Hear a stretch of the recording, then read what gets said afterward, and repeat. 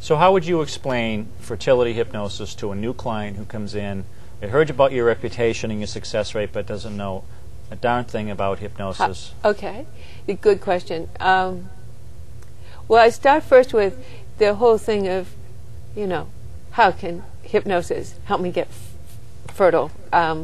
You know, it's a physical thing. Right. And there's no connection between the mind and body. We know that, right? That's right. So then I talk about the fact that stress is a physical thing. And depending on the person, I can talk for hours, as I've proven, on the physical aspects, on the mind-body aspect, and how that connection works at a physical level. So I'm going to be very good and just cite a couple of sources and not go into them.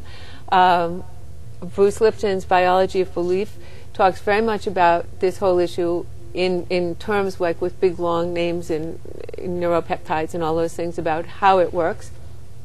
And for those who are more technically oriented than that, the psychobiology of mind-body healing goes into it at a deeper level. But just very briefly, stress is chemical. Conception is chemical. And it's a very delicately balanced chemical process. So if a person is under stress, it can throw that cycle off. Very often, this stress can be that the person isn't getting pregnant. And then at a certain point, there becomes that, what one would like to think would be a spontaneous and fun event becomes like, all right, like we have to, you know. Will this be the one? And right. It becomes a whole stressful thing. So there are two major places that stress comes in. One is in the initial activation of the stress response, and that's usually unconscious, although it can be conscious, where there's a belief or a feeling or a memory or something gets triggered that brings that stress response up.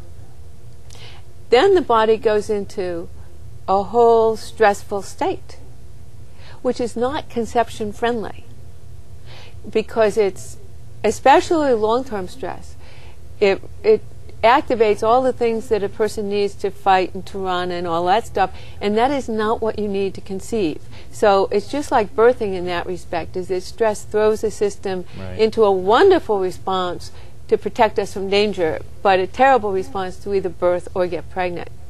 So where hypnosis is really useful is in two major places. One is at the initial activation site, where that stress response gets activated. Hypnosis, as you know, is terrific at helping people heal the beliefs that are causing the stress, or heal the imprints.